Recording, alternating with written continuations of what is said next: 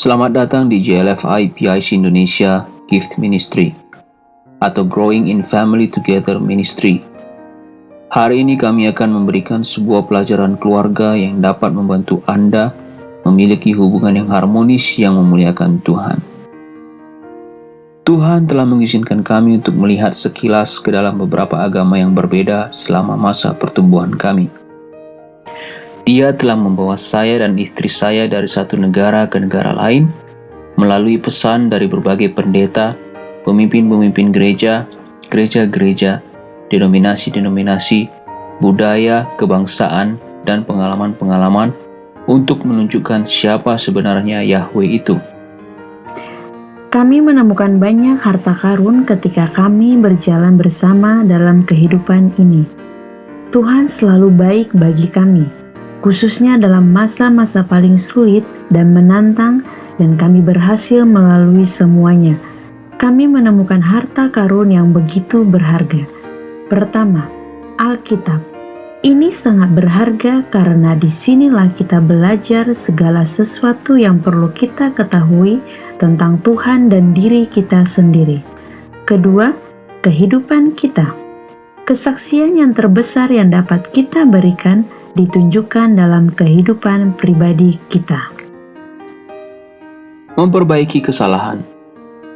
Selama masa pencobaan saat ini, yaitu COVID-19, beberapa keluarga telah mendekati saya dengan banyak sekali permasalahan. Tapi ada satu yang berdiri di atas semuanya. Ini adalah kesadaran bahwa hubungan dengan pasangan kita tidak sekuat yang kita pikirkan.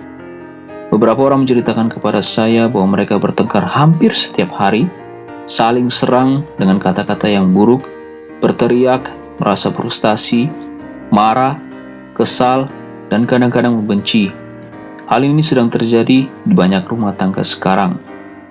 Para pria, apakah Anda masih merundungkan pertanyaan ini? Saya kira menghabiskan waktu dengan istri seharusnya indah karena dia sering berkata bahwa saya menghabiskan terlalu banyak waktu dalam pekerjaan, di gereja, dan di pelayanan dengan orang lain. Wanita, tidakkah kamu sering berharap suamimu dapat menghabiskan waktu lebih banyak di rumah bersamamu? Ya, doa kamu sekarang sudah terjawab. Tetapi kemudian apa yang terjadi dengan sukacita, senyum, tawa, dan perasaan indah bersama-sama? Keluarga yang terkasih. Jangan berharap situasi ini berakhir karena Tuhan tidak bergerak tanpa suatu tujuan atau rencana. Kita harus mengerti akan hal ini dan menerima ini sebagai berkat yang terselubung, sampai kita dapat melihat dan menerima ini sebagai bagian dari rencana ilahinya. Keluh kesah kita tidak akan pernah berhenti. Melalui COVID-19 ini, Dia telah menunjukkan di mana kekuatan kita dan kelemahan kita. Dia telah menyingkapkan kepada kita bahwa kita belum menganggap pentingnya hubungan kita dengan pasangan kita. Kita melihat ini karena hanya membutuhkan waktu kurang dari sebulan bersama-sama untuk melihat celah berkembang dalam hubungan kita, seolah-olah kita mengalami gempa bumi berskala 9,5.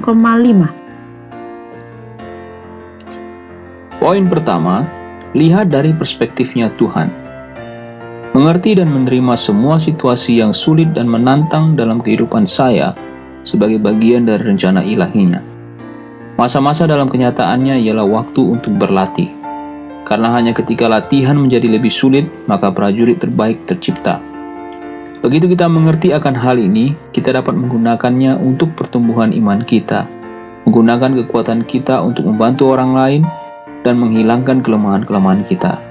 Gunakan waktu ini dengan baik, ini adalah pemberian Tuhan. Poin kedua, evaluasi kelebihan atau kekuatan keluargaku. Pondasi hubungan kita, apakah itu pernikahan, orang tua, atau sesama saudara kandung, telah terlihat menyingkapkan kelebihan-kelebihan dan kekurangan-kekurangannya. Ini adalah waktunya bagi kita untuk menyelaraskan kembali hubungan kita dengan membangun suatu hubungan keluarga yang didasarkan dalam ajaran Tuhan. Para suami, kasihi istrimu seperti dikatakan dalam 1 Korintus 13 ayat 3-8. dan Efesus 5 ayat 18-33. Para istri, tunduk dan hormati suamimu seperti yang juga tertulis dalam Efesus 5. Anda pasti sudah melihat bahwa kunci satu sama lain disimpulkan dalam satu kata.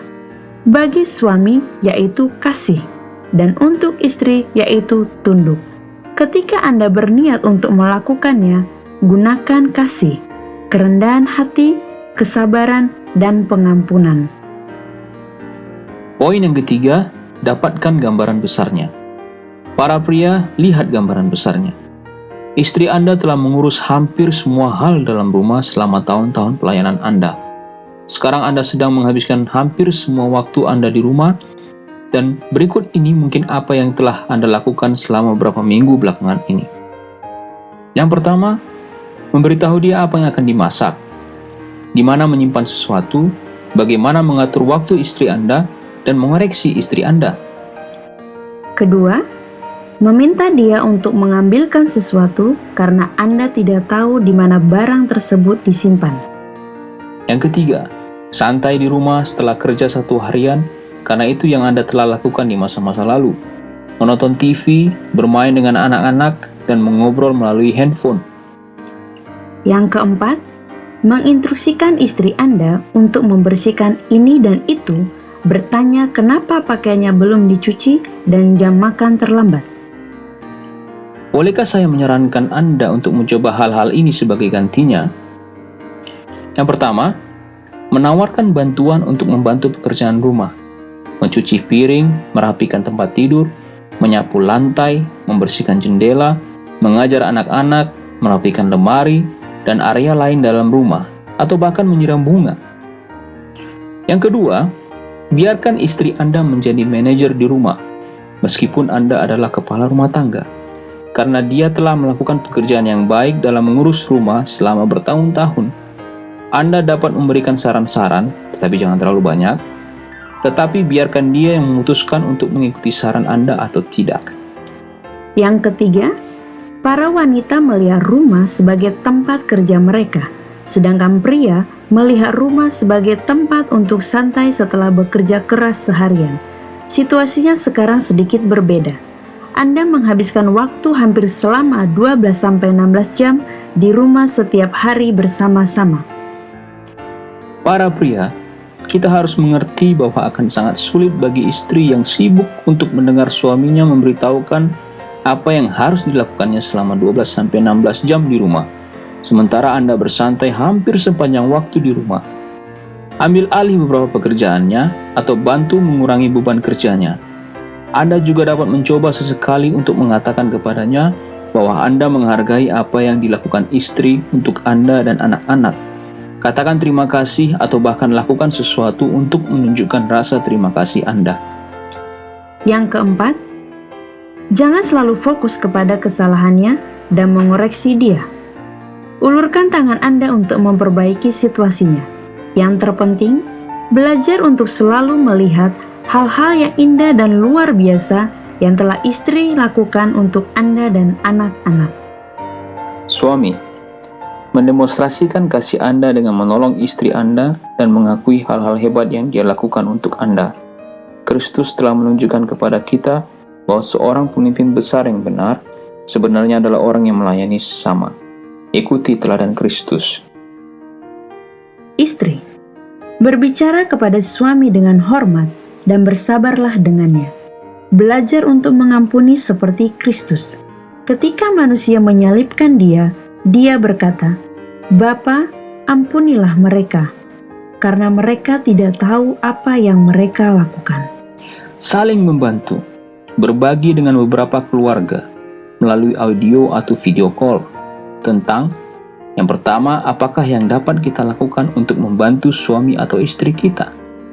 Kedua, bagaimana kita dapat mendorong pasangan kita dan anak-anak dengan perkataan dan sikap kita terhadap mereka. Mari kita berjalan bersama, membantu, berpegangan tangan dan berdoa untuk yang lain sehingga kita dapat menjadi kesaksian bagi Tuhan. Dengan kerendahan hati dalam Kristus, Thomas dan Pamela Teh.